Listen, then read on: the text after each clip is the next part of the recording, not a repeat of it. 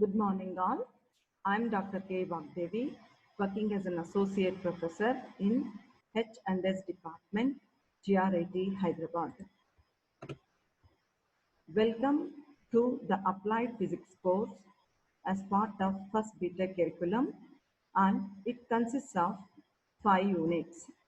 So the first unit deals with quantum mechanics, second unit semiconductor physics, third unit optoelectronics, fourth unit lasers and fiber optics, and fifth unit consists of dielectric and magnetic properties of a material.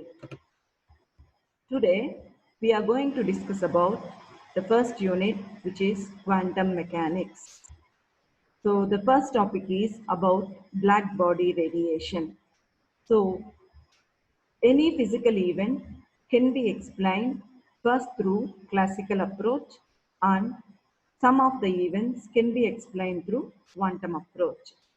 So some of the events which were not clearly explained through classical approach were, first one is black body radiation, Compton effect, photoelectric effect, transitions of energies for the electrons. So these were certain drawbacks of classical approach.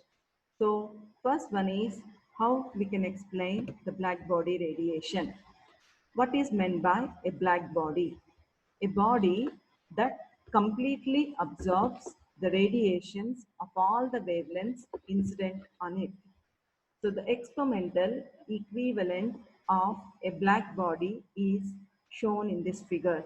It consists of double-walled hollow metallic sphere, usually made up of iron or copper, which act as good conductors.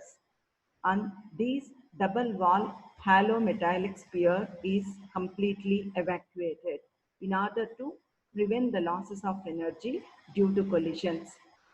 The outer surface is coated with nickel to prevent the corrosion losses. Inside, it is coated with lamp black and have a conical projection. This cavity consists of small opening called as an aperture through which the radiation is allowed to enter into this black body. So when the radiation is allowed to enter into this body, it gets reflected and undergo multiple reflection, and the energy is completely trapped in these metallic spheres. So now once the energy is trapped, the temperature of the sphere gradually increases and it becomes greater than that of its surroundings. So once the temperature is higher than that of its surroundings, it starts emitting the radiation. Now people are interested about what is the nature of this radiation coming out from the black body.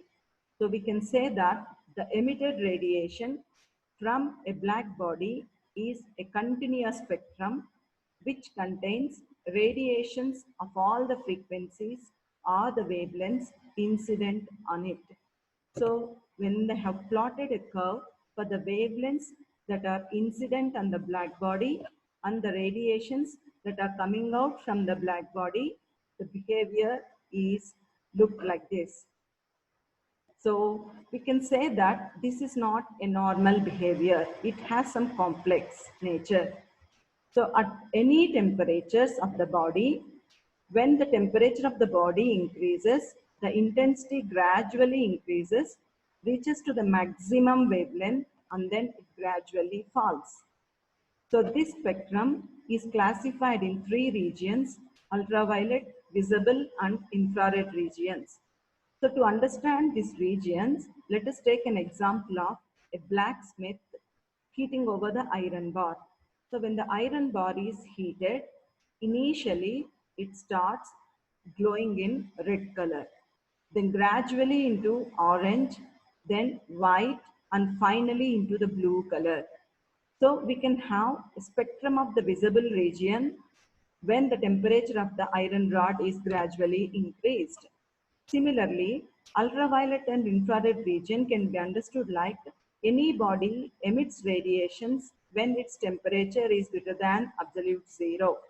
But since they are in the infrared or visible radiations, a human eye cannot detect that. So now to understand this nature, let us say that the spectral distribution of the thermal energy radiated by a black body depends only on its temperature. That's why we call this as thermal energy.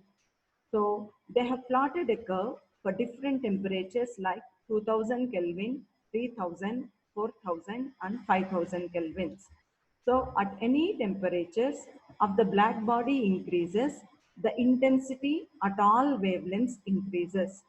So for example, if you see at 2000 Kelvin, the intensity is at this point, the maximum. Similarly, for 3000 Kelvin, the intensity is maximum at this point, means it is increasing from 2000 to 3000 Kelvin.